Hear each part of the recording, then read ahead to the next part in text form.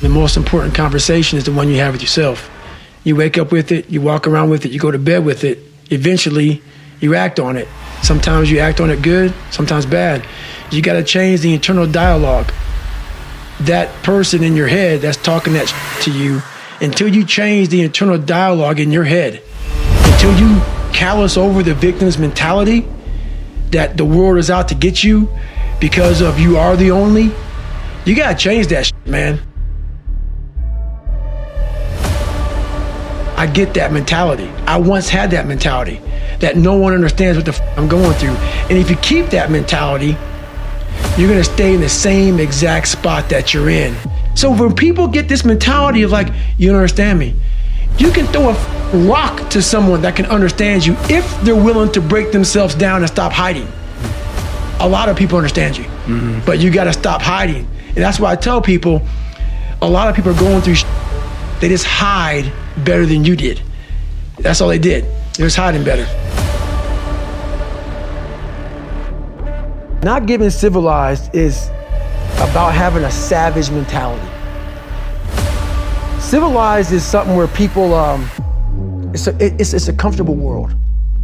A lot of us say, like for instance, I see these athletes right now who retire, I'm 38, I'm 39, I did 20 years at the top of my game, I'm chilling out now. You see them a year later and how they look. What the hell just happened to you, dude? What the hell? You're one of the greatest athletes of all time. Kids looked up to you. Women, men of all ages looked up to you. And they hit the pinnacle where it's time to retire and their mind says, I'm civilized. The worst thing that could ever happen to any human being is they become civilized. It's that total accountability, like even when you retire, they're looking at me and judging me right now, man. I was the baddest person to ever live. It doesn't go away, man. You gotta wake up, even though you retired, you never retired. You're setting the example every single day of your life. And being civilized feels so good. I'm sorry, man. Once you get to the top, you may retire, but you ain't never coming back home, man. Now you're judged. People see you falling off.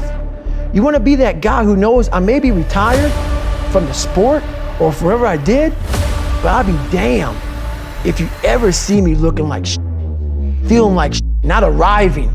People, I've arrived mentality. You're always setting the example. Civilization feels so good. These comfortable feelings are what people want. They want retirement. They want that, they need that. It's a yearning feeling. I want it too.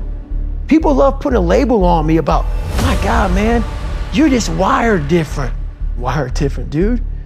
I'm thinking right now, after I got past my stuttering thing, now I'm on a roll, I'm good now. You know what I'm thinking about right now? I'll wake up tomorrow and do the same again. I'm constantly callousing over my victim's mentality that I once had growing up. Every day you have to do this. Because why? When you stop doing it, you don't just maintain it. If you stop shooting a gun, you're not gonna be a great shot when you pick a gun up a year from now. The only way to keep from getting rusty, you gotta keep challenging every day.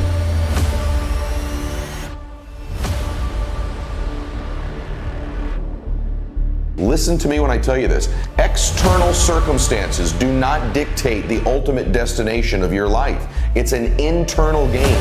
You and your faith, your God, are what will control the direction of your life, not the external things that are impacting you all the time. And this identity is that internal thermostat. It sets the temperature, just like a thermostat sitting on the wall, of the conditions of your entire life. The thing I'm most obsessed about that I know is going to get me to the ultimate version of me is constantly elevating the temperature in the areas that matter to me, adjusting that thermostat, setting higher and higher and higher and higher so that I can get those conditions to match it, because it always will. You will always get your thermostat setting, always in your life.